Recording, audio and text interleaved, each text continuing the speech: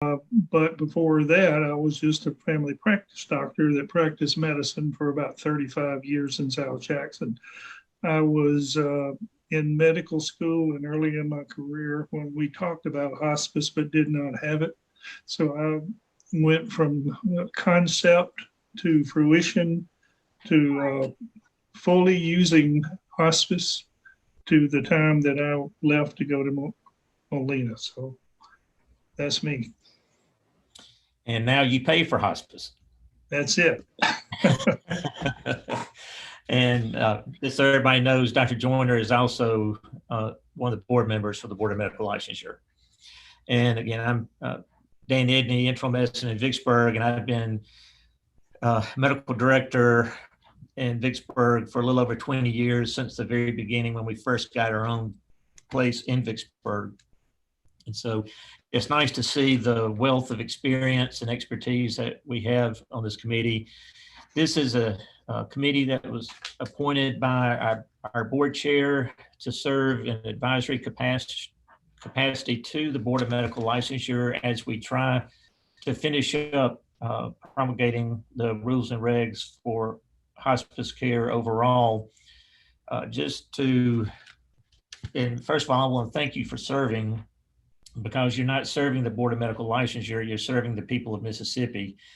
And as we work through this together, I just want us all to remember that the focus is on the interest and the safety and the appropriate access to care for Mississippians. My own self-interest, I have to subrogate to that. So we appreciate giving this time to us to help us do this important work. Just the scope of the work for today is, it's actually should be fairly small for us. Just as a reminder, the Board of Medical Licensure, typically our plate stays pretty full and we're not going around looking for new things to do. Typically things will come to us through the issue of complaints or questions. And Dr. Joyner and I have been on the board now for about 1.5 years, and the board had been working on hospice issues well before we came on the board. So I know it's been at least 2.5 years of fairly substantial board work on this.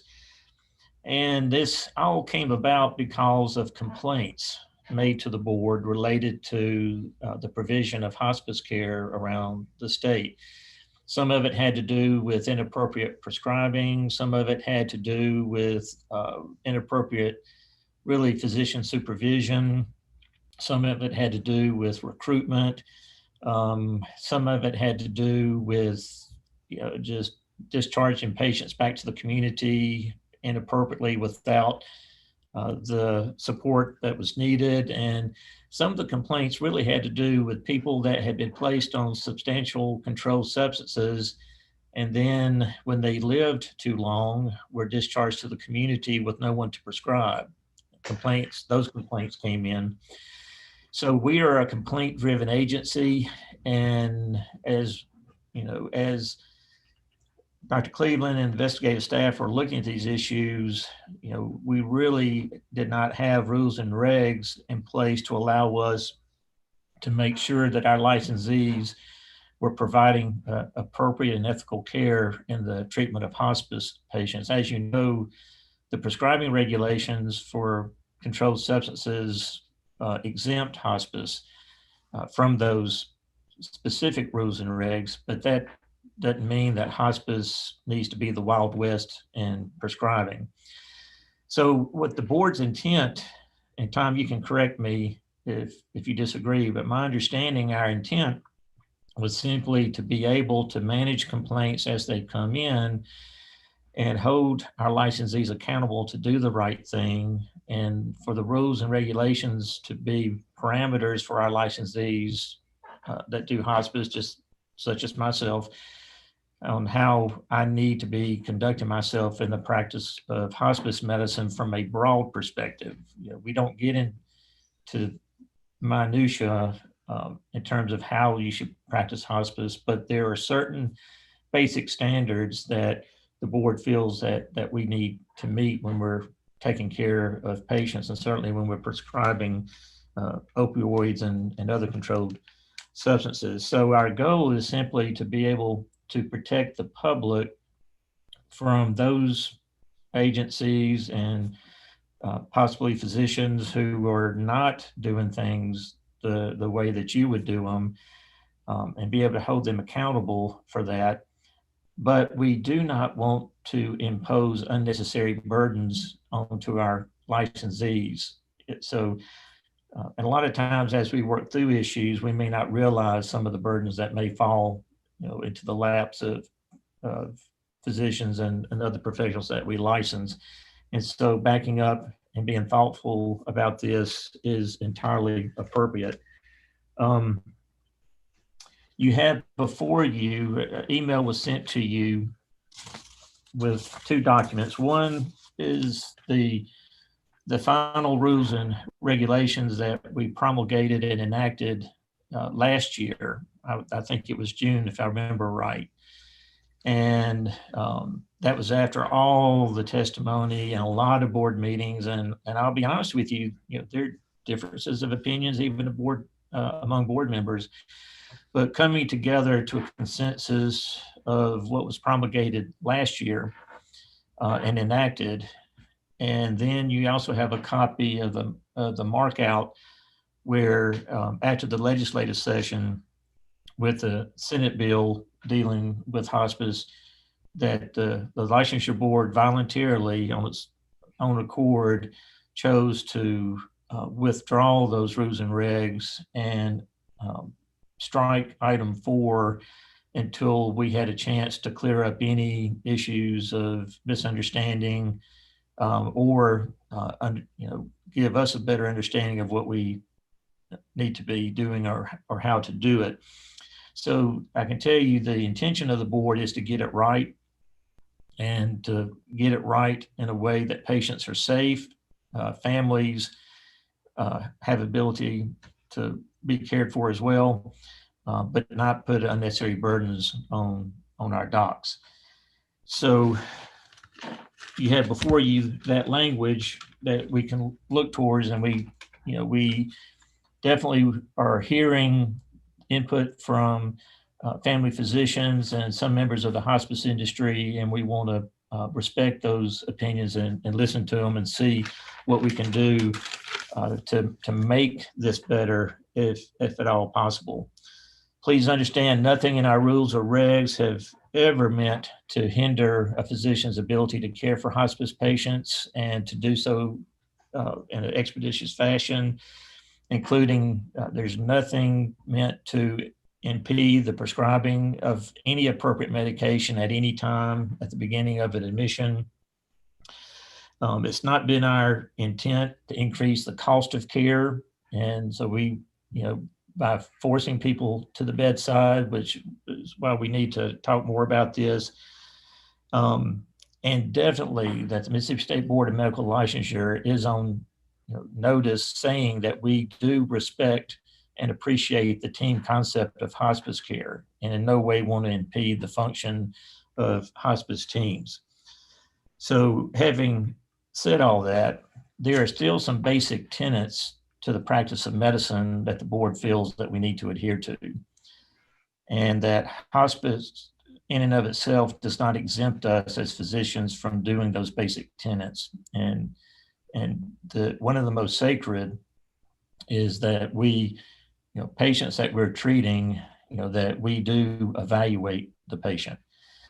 But we are very open into how that evaluation can go. I think we've shown that in the past we've been open, and we're even more open after testimony at the Senate Public Health Committee and through the COVID crisis. And I'm going to recognize Dr. Gentry in just a second, because he made some very thoughtful comments at that hearing and brought up some very important points that I think we do need to address. And I think the licensure board will be open to trying to correct if we can get the right language. But all that is to say that's where we are today. And so now we're asking your opinion on what can we do to wrap this up and get appropriate language in place, and so we can get about doing the business of the board. Also, Dustin, I want you to address the issue of, who does the evaluation and prescribing. That's a very, very important issue. So, and I'm gonna let Dustin go first and make any comments that he has, and then we'll open it up to everybody at that point. Dr. Gentry? I would like to make sure that even though I go first, I could maybe make some more comments along the way as things come up. Oh yeah, this is just a committee meeting, so everybody can say what they need to say. Let's just don't do it for 3 hours, okay? No, nobody has that much time. First of all, I'd like to thank you, Dr. Edney. I haven't had the pleasure of meeting Dr. Turner, Joyner, or Dr. Houston, though I have heard of them, and always good in a good light. And I appreciate you guys just practicing medicine so well. I'd also like to recognize that I firmly believe everybody here is after the same goal. We all want what's best for the dying patients in Mississippi. And it's a place we love, and it's a bunch of people that we love. And so I certainly think we all have the same goal, and hopefully we can come together and kind of hash this out a little bit so that everybody can be on the same page. And then, on other issues, we could, continue our good work together. I would just like to really, and again, and no offense taken, I would like to address the regulation as a whole, and then focus in on part number 4, which is kind of the main business of the day. When I read the regulation as it was originally written and then clarified by Dr. Cleveland's letter back in February, it seemed to me there were 2 things that came to my mind. One was I was confused, and the clarifying letter didn't help any. And I'll point out the things that were confusing to me as a prescriber in Mississippi and as a hospice medical director. And the second thing is, and I realize that you guys are a complaint-driven board, and so you've got to have a way to approach physicians that you're having complaints about. But as I read the regulation, it seems to me, just as an outsider reading it, that, it doesn't seem hospice friendly to me personally. And I'm sure that wasn't the intention at all. When one of the issues is it seems to address several problems that I don't really think are problems. But again, I very well may be wrong about those things. To start with, in the very first point, be the second paragraph, it has this several sentences about self-referrals. And, self-referrals to me would be referring to a hospice that you own or you have some type of financial relationship with. And that is already against Stark law and anti-kickback. That's against federal law. So it would seem that if I were self-referring with some type of incentive, then that would be a problem that would be a legal issue. And the medical board could certainly, get in on that as well. And they should, I would say. But the truth is that all of these contracts, they have to be reviewed and they have to follow Stark law and all the anti-kickback statutes. We cannot, none of us can be compensated for any type of referral based system. And, none of us own any hospice companies, so referring to ourselves would really be probably impossible. And but I do understand what you mean is referring to a hospice for which you have a contractual obligation, which I think is a little bit different. I believe that that self-referring is and should be allowed, and and not scrutinized even in the slightest. And the reason is because I have a responsibility to my patients to recommend the best hospice company, or the hospice company for which I believe they will get the best care. And a lot of times that means they'll get the best communication between their team and myself. And I'll bring up this point later, but one of the biggest problems that this regulation doesn't really address is patient hijacking by the hospice companies. A lot of the hospice companies, if I have a patient, and I'm sure you all understand what I'm talking about, if I have a patient and they are referred to a different hospice company because it's their right to do so, somebody works for them, or there's their friend or whatever. Oftentimes, even though I'm their attending physician, that is the absolute last I will ever hear from that patient. And I have to have some very pointed discussions with those hospice teams. And sometimes it's not well received. There may be a better term, but I call that patient hijacking. When I'm the attending physician and another hospice company gets that patient and I don't, know what happens, I'm just sent paperwork to sign because I'm the attending on call or on file. All of that is inappropriate, and none of that is addressed in this regulation. I'll read some things from the Minimal Hospice Practices Act or document later, but it doesn't really say it's against the rules to do that, but it's clearly not the way that hospice is meant to work. So the self-referral stuff is really, I don't understand what it's supposed to do, really. And then in part number 2, it says, I don't really have a problem with part number 2, but it says expected death is 6 months or less. And really, I think that should be, instead of saying 6 months, it should be tied to some CMS standard, because we all know the government can change at a whim. CMS could redefine hospice benefit as, terminally ill with a life expectancy of 4 months or 8 months or 9 months. And then you'd have to go back and rechange all this stuff. Part number 3 has no problems. I'm going to skip part 4 just for a minute because that's the main thing. In the first paragraph after verse, you had Sunday school on your mind, Dr. Edney, a while ago. The first paragraph after part number 4,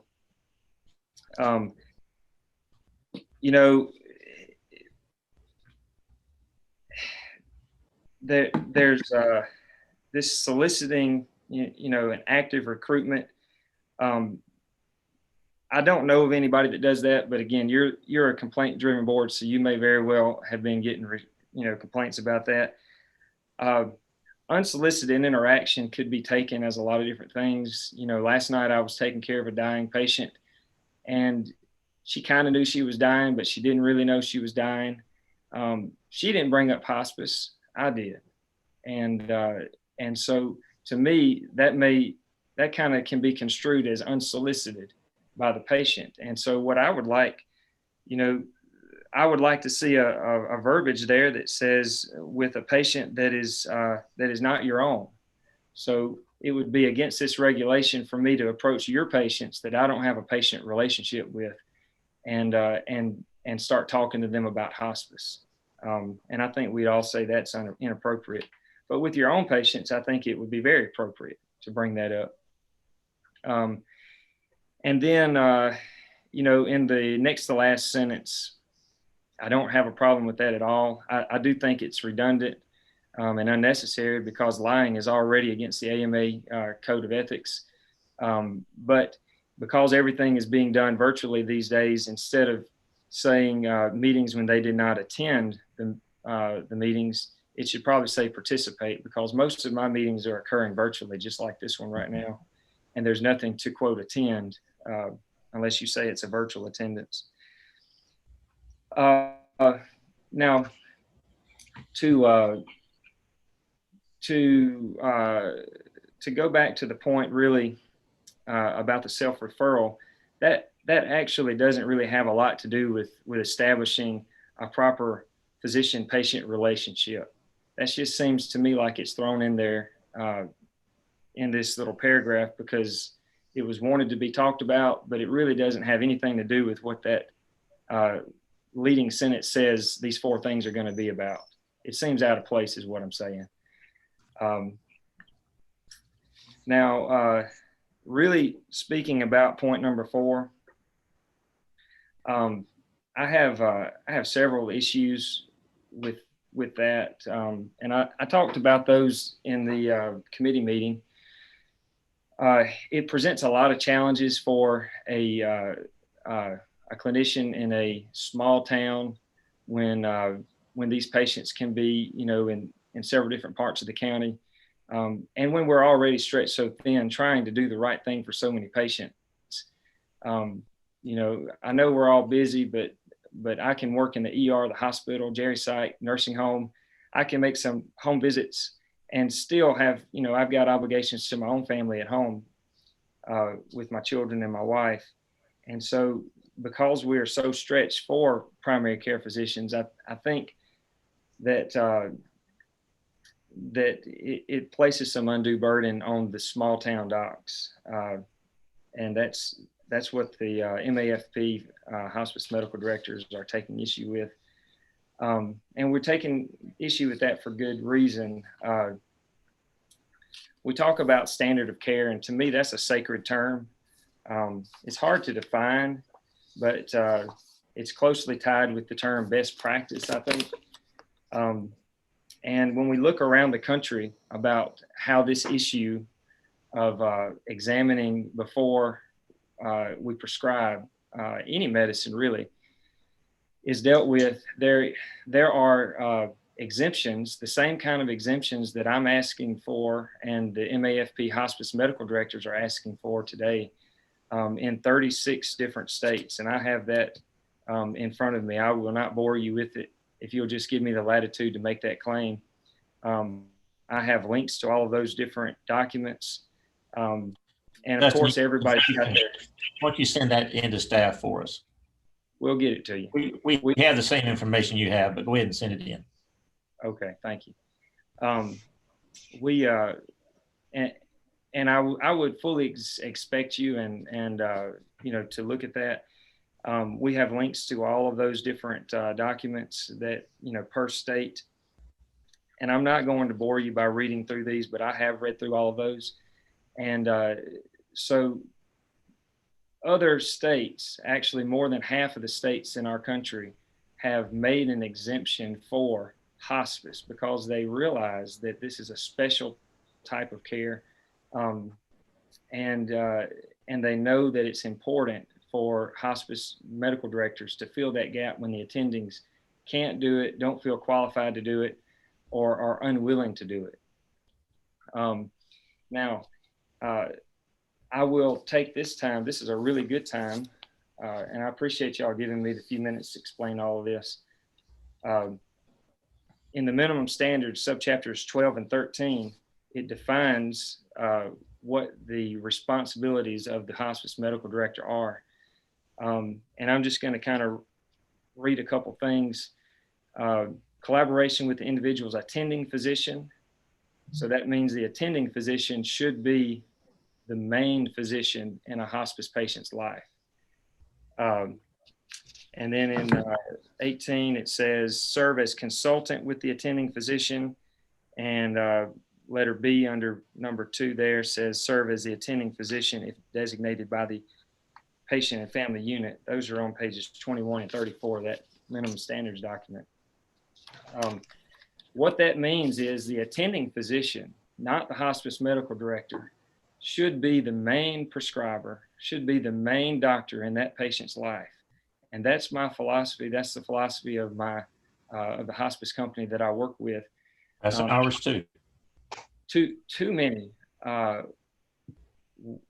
way too many hospice companies, especially the corporate ones. And I hate to pick on any of those guys, but they have what's easiest mentality. And so they're going to send their nurses out, and those nurses are going to pop in and even, send a text to their medical director or call them or whatever. and get some orders and then completely circumvent the consultation and the team-based care with the attending physician. And if I had to criticize hospice, that would be my criticism, because I am the physician that has been cut out many times.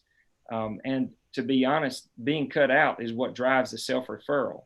Now, my patients realize that they do have options, and I tell them, and especially in the hospital, I just walk out and let the case manager tell them about the hospice companies after they've decided to go on hospice. But that's neither here nor there. So to the point of standard of care, more than half the states is my point. They all have exemptions for the physical exam requirement for prescribing to hospice patients. And we'll get you that document. Yeah, and there's no requirement for a physical examination. Sir? There is no requirement in these regulations for a physical examination. Okay. It's evaluation. Right. Okay. We'll, I may have a follow-up question about that in a minute, sir. Okay. Let's move it on. The second thing is scope of practice. When the hospice regulations originally came out, what all of the hospice companies around were saying were they were going to employ nurse practitioners, and these days you can get a nurse practitioner certification with 2 years, online stuff, and a little shadowing. And I feel like I'm more trained to treat my dying patients' needs than those patients are. It undermines the physician-led team when the nurse practitioners, per Dr. Cleveland's letter and this regulation, because they have the ability to go and actually see the patient or do whatever this regulation says,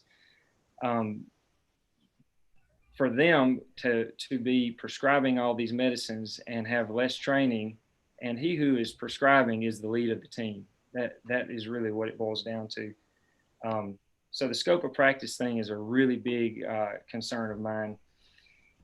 And then the last thing, there's other ways to fix the problem. I've heard Dr. Edney and several others mention that there's so many medications prescribed to these patients. There's other ways to fix that problem.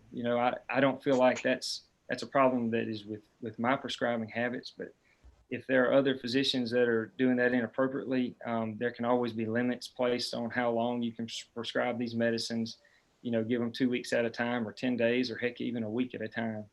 And that'll limit how many these people are getting that are superfluous once they pass away. So I hope that was all well received. I know I spoke a little bit long, but thank you. Thank you, Dustin, so much. No, I was taking notes, just going back to the self-referral issue, and maybe we do need to wordsmith it some, but that was absolutely to protect doctors like you from exactly what you said. Because if you see, it requires, one complaint we were having was that primary care doctors were having patients admitted to hospice and they knew nothing about it until they came in for their 6-month checkup and found out they were on hospice. And so that item requires primary care docs to be informed. And if the self-referral we're talking about is, has to do with contractual obligation, which I have and you have. Right. And it's absolutely appropriate for me to initiate a hospice conversation. That's the practice of medicine. And it's appropriate for me, to take care of patients of mine that choose my hospice agency. But if they do that, we're providing that second layer to protect you from your patients being snatched. So, the self-referral was in no way meant to be derogatory towards doctors taking care of their own patients, but really agencies snatching patients, just as you were describing. The unsolicited referral had nothing to do with talking to your patients and initiating a conversation. That's the same as initiating a conversation about needing surgery. That's the practice of medicine. Absolutely. One thing that, in terms of making it easier to do the evaluation, the original item 4 said we gave all the options that would satisfy this regulation, which include, you know, if you want to make house calls, and believe it or not, I know hospice directors that want to go to the bedside at home. They want to do that. Absolutely, that's good. You know, if there's a mid-level going, that mid-level has to be part of your team and under your protocol, or they can't practice. So if that mid-level is going to the bedside, they're doing it for you and under your direction and under your, you know, and that, you know, and you've got a collaborative relationship or a supervisory relationship if it's a PA. So hospice agencies can't just hire them to replace you. And, you know, and then we wanted to allow telemedicine. Well, that was all before COVID. And as you well pointed out, COVID has laid bare the difficulties in doing full level telemedicine in rural Mississippi. And Dustin, remember, I'm a primary care doc in small town Mississippi too, wear a lot of hats. So I know exactly what you're talking about. And I know Dr. Turner, he's in Jackson, but he wears lots of hats too. But that now that we know these problems, the conversations that we've been having is that does need to be fixed to where, you know, connect. What we're wanting is for doctors that are treating patients, that are writing controlled substance for patients, to connect with the patient or the patient's family if the patient's unresponsive, and be part of that care plan and not just sign off on what folks that don't have prescribing authority are recommending, but to be part of the care plan. We are supposed to be leading the team. And many times we're just being told so-and-so needs more fentanyl, you know, and so it's, the evaluation is not a history and physical, it is connecting in whatever way you think's appropriate. We're allowing discretion of the prescribing physician on how to do that. Now, the term telemedicine, we have to work with just because there are areas that can't do it. And that's very well received. Also, that the clarification letter that you're talking about, you know, I think it's on the table for us to talk about, you know, respecting the hospice team approach. And if I do send my mid-level to the bedside to do the evaluation, then I'm responsible for reviewing that and signing off on it, and then allowing prescriptive authority for all of us on the team. You're exactly right. The attending physician, if he or she wants to stay on the team, absolutely should stay in that role.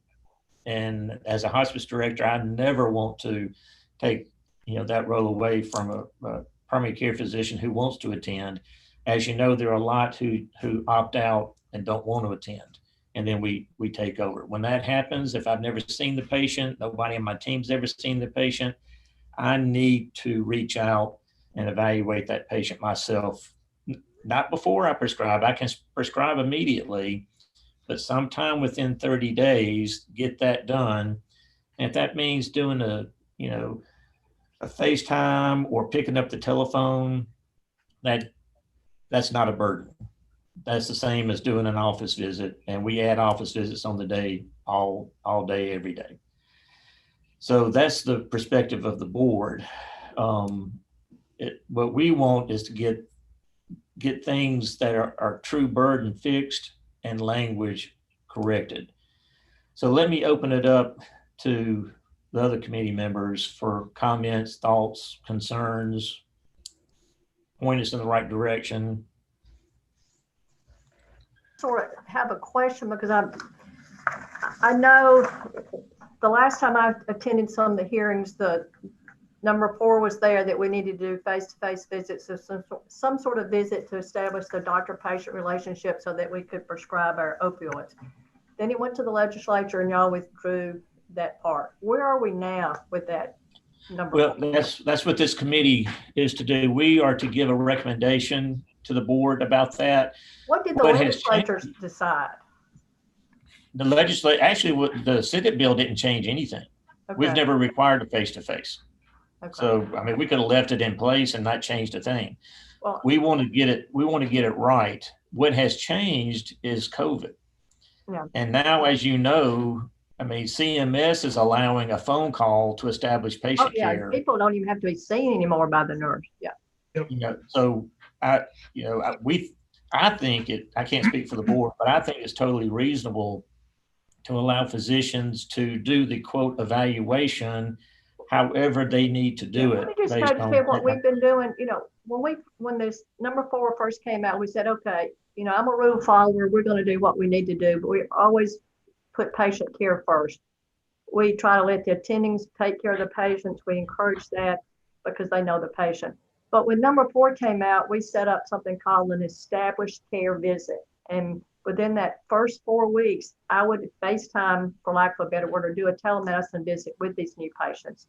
It's good. Now I've got a name and a face. I know who that patient is, and the patient knows who I am. And it's a good thing. Even if this number 4 goes away, we're going to still do that. We can't charge for it, but it's doing better patient care, and we're going to continue to do that. I sort of fought it at first, but now that we've looked at it, being able to do it when the nurse is out there already doing a visit, they take 5 minutes of my time. I think it's a good thing to do. We're also making sure that primary care physicians get letters. The nurses who evaluate the patients have to get that blank filled out. If there's nothing there, they say none, but we always send a letter to the primary care physician so that they know that they've been admitted to hospice. And those are just things that they're better. Take care of patients better that way. And so that's sort of my take on those 2 things. Jerry, what's your opinion about, of course, if you do the established care visit that yourself, it doesn't matter, but say if you delegated that to a mid-level and you delegated we are one of those sort of small organizations, and we have one nurse practitioner who basically works in the inpatient unit, does more administrative stuff. And he may do one when I'm not available, but basically I'm doing it. I think it's sort of like the real face-to-face visits. The mid-level does it. He or she has to coordinate with me and talk with me and discuss it. And that's got to be part of it. It's like when you do a face-to-face visit for research. It would have to be along those same lines.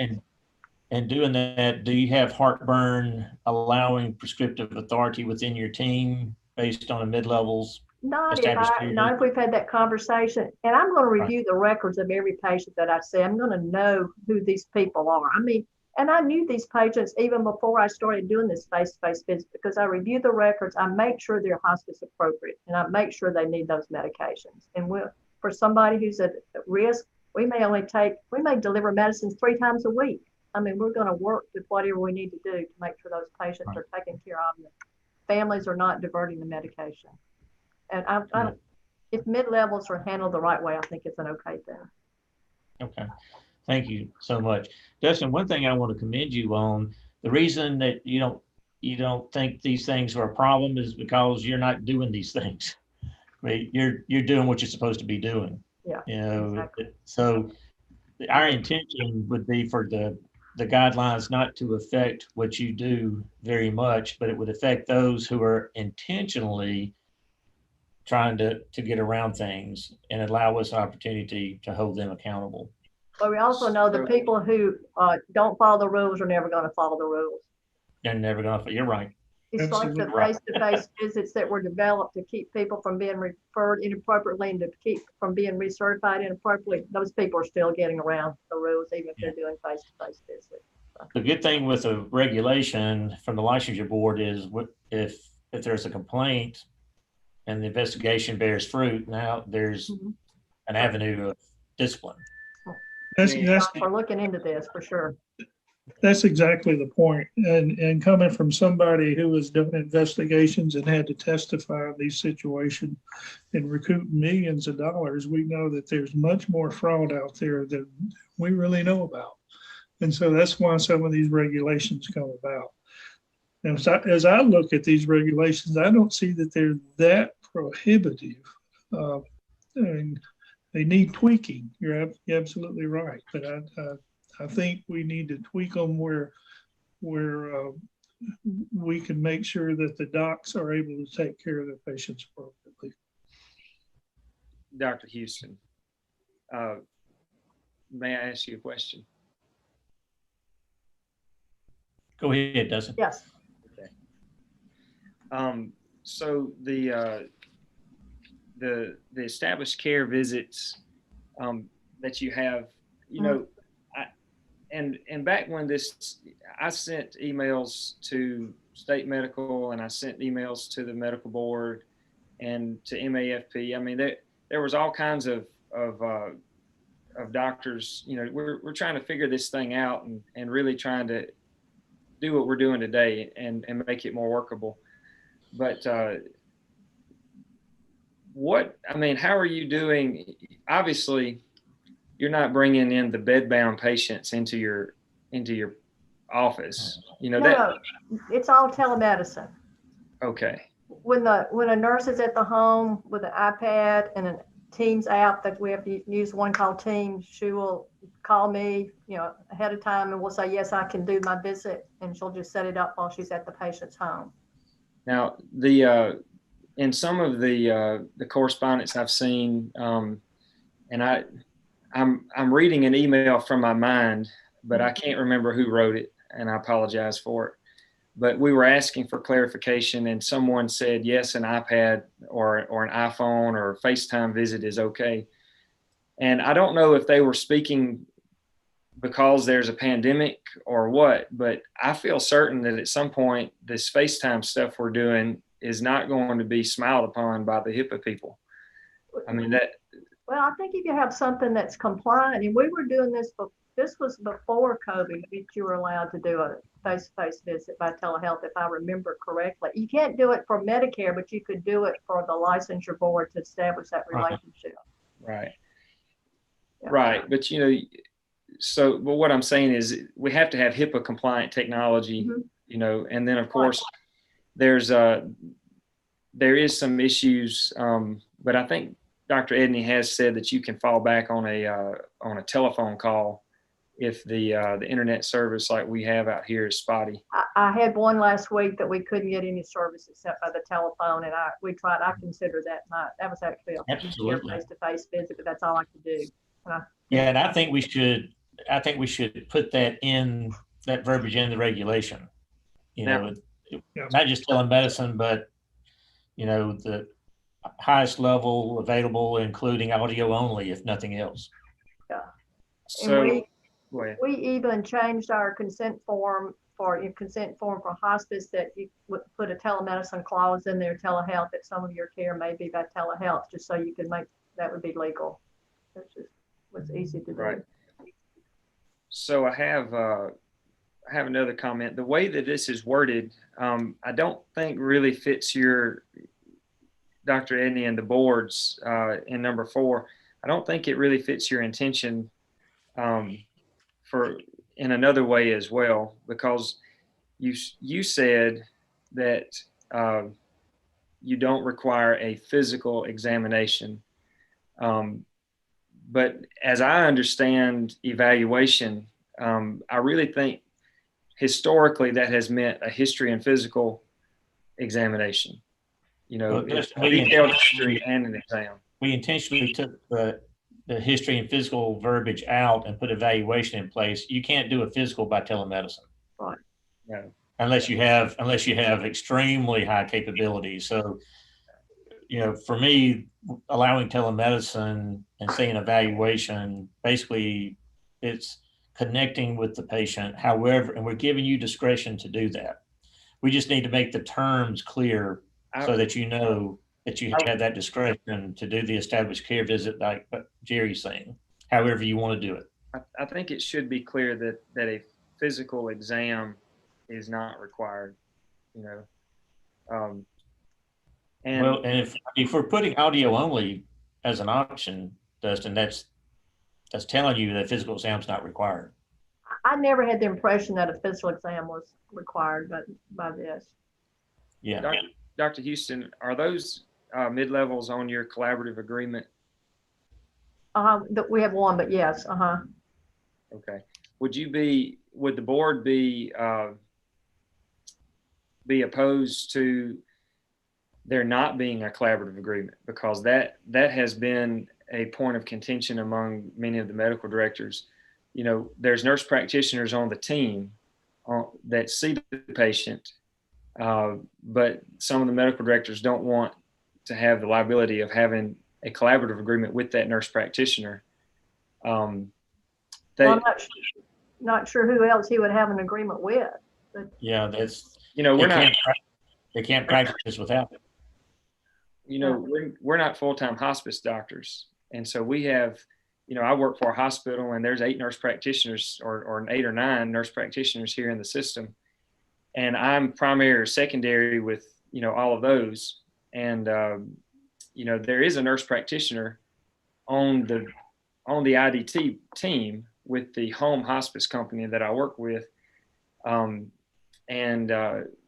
You know, she's on that team and she has a collaborative agreement with, I think, the main medical director for the hospice. But the hospice company has several medical directors, you know, to cover all of the patients appropriately.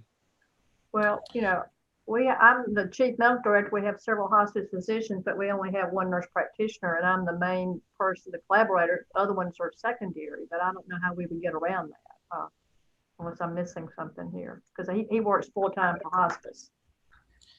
Yeah, Dustin, if you have a mid-level on your IDT that you're running, they have to collaborate with you on that team. I'm sorry, sir. I didn't hear what you said. What do you say, Jerry? I think if you have a nurse practitioner who's seeing your patients and doing your face-to-face visits and things like that, they have to be employed by your hospice, as I understand. Is that not correct? That's right. Yeah. But that doesn't tie them to me. They're just on the team. Well, but I don't know who his collaborator would be, because it'd have to be somebody, one of the hospice physicians. We would all have the same situation. Right. But I don't see any way for there to be sharing or collaborating a prescriptive authority if your mid-level is not collaborating with you. That makes no sense to me. Why they would put a mid-level on your IDT and not have them collaborating with you as the hospice director. What I was under the impression that the medical board wanted was for a person with prescriptive authority on the IDT team or on the IDG team to examine the patient, or evaluate the patient. And then as a part of team-based care, like is listed at the top, communicate with the attending physician who should be writing all these prescriptions, to be honest. All right, Dustin, if it's the attending physician, it's not a problem. Well, that's true. You have to have an attending, you don't have to do that. You don't have to do that as attending, but say as the hospice director who's going to assume prescriptive authority, yes, then go ahead with that scenario that you're the medical director, you've never seen the patient, there's no other attending going to be involved, and you choose to have a mid-level go. Well, now there is an attending. There always has to be an attending of record. There's 2 physicians on every patient, an attending and a Dustin, we all understand that. But what I mean by attending, I'm talking about a referring primary who wants to stay attending. If you're assuming attending and you've never seen the patient, there needs to be an evaluation. Now, if a mid-level goes, Dustin, that should be your call. All you have to do is pick up the phone and call the patient or the patient family yourself and do it yourself. You don't have to send a mid-level. That's your choice. You are the medical director. You should be driving the bus. Yeah, we do drive the bus. The patient, I'm trying to figure out what the intention of the medical board is, though. The collaborative agreement is a point that probably needs to be worked out. So we're collaborating as a team, okay? But with the Board of Medical Licensure, it's not an official collaboration. You see what I mean? It needs to be. You can't collaborate with a mid-level. You can't collaborate with a nurse practitioner in any way without a collaborative agreement. You can't give her instructions to go do something and she do it under your license She's if you not don't have a doing collaborative it. agreement. I don't think she would be doing anything under my license. She is evaluating the patient and communicating with. This is the way it's been done for a long time, Dr. Edney. Dustin, I've been doing this over 20 years. I know how it's been done. Well, I know that's what I'm saying is the hospice medical directors really don't want to change in the way that it's been done.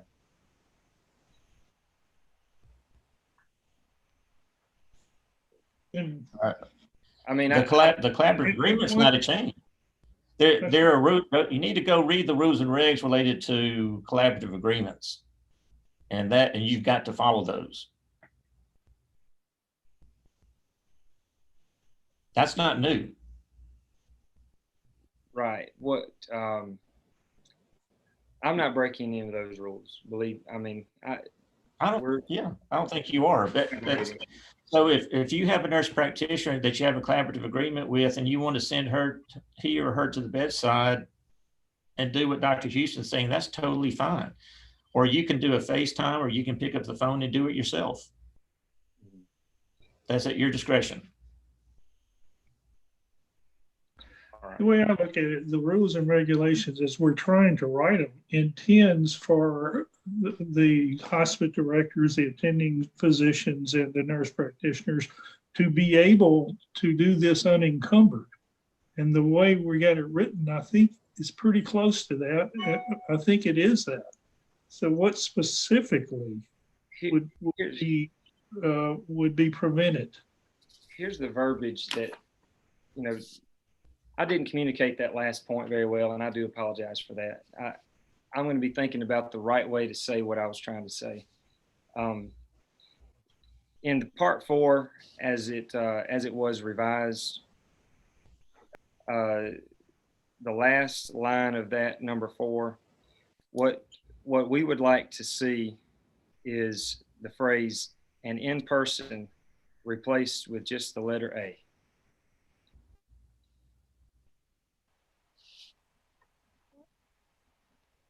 That's what we would like to have in that number 4. And I thought that was covered by allowing telemedicine, audiology, and such.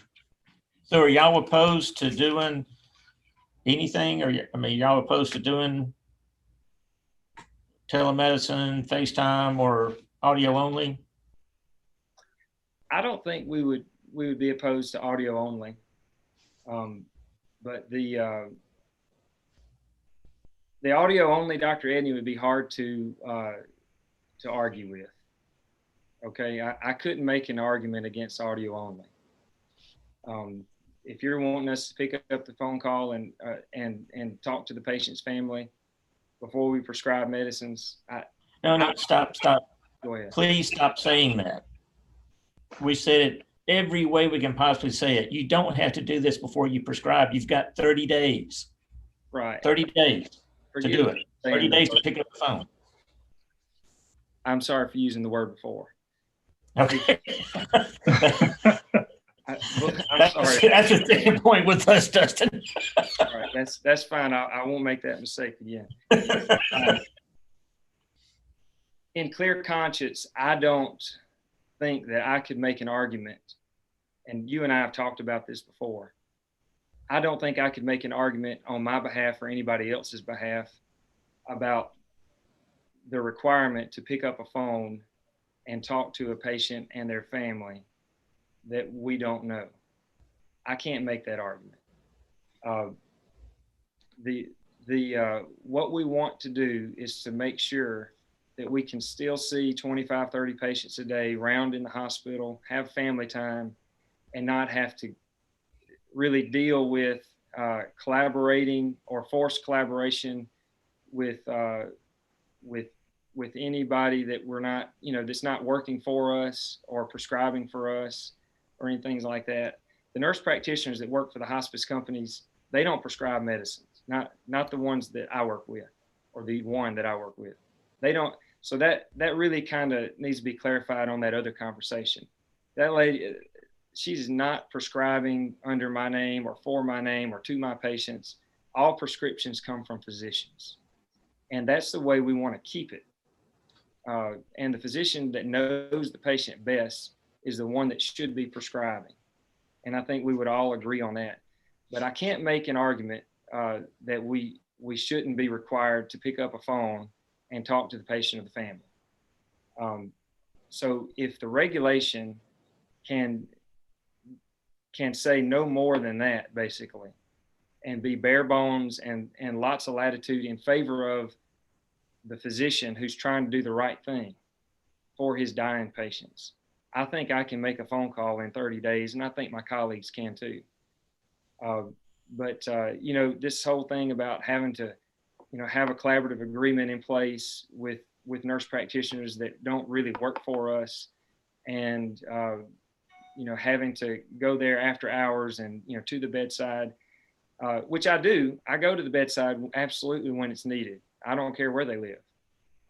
But those are judgment calls on my part. Your discretion. I've been at 2 a.m. putting peg tubes back in place that fall out. You know, that's things that we all do because it's the right thing to do. But anyway, I hope I made myself clear on that. So let me clarify this.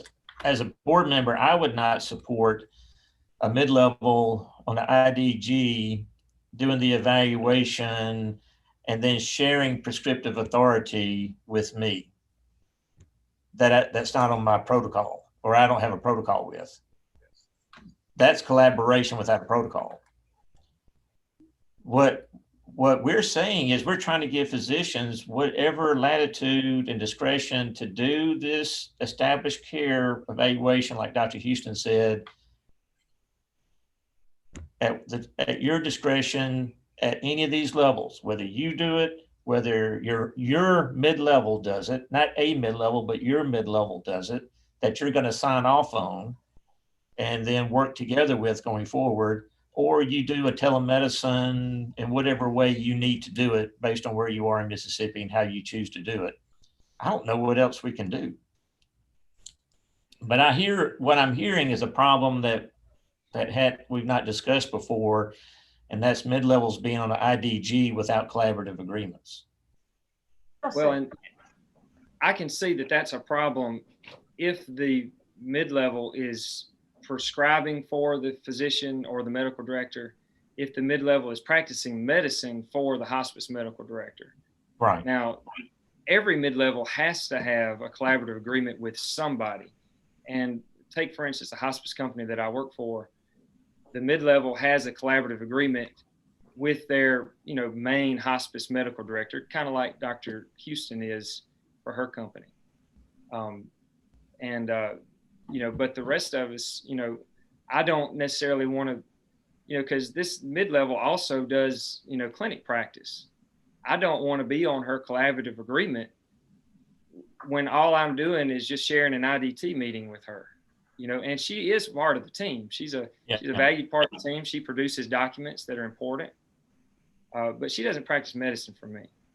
But are you basing, and Justin, we're coming to you, buddy, hang in there, that are you basing your prescribing judgments on her, based on her evaluation? No. Okay. Dr. Turner. Who's doing your face-to-face visits for Medicare research? Are you doing those, or the nurse practitioner? Not on the homebound patients, I'm not. If they're well enough to come into the office, they come into the office. They come to, you don't go to their home to see them? What about the ones who can't come? Well, the ones that can't come, the nurse practitioner is doing that part. Is that nurse practitioner that you're collaborating with, or the hospice nurse practitioner? It's not my nurse practitioner. Okay. So do you talk with her after she sees the patient? We may need to look at that rule. I may actually be inadvertently not following the rule. Yeah. And don't sweat it. We're not coming down on you. It's just you've shown light on something that I hadn't thought about before, and I appreciate that.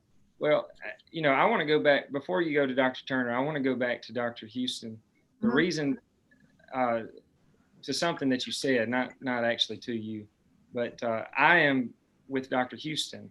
When you guys make rules, I'm a rule follower. So I mean, I love what I do. You guys control my ability to do that, and I have nothing but respect for the Board of Medical Licensure in Mississippi.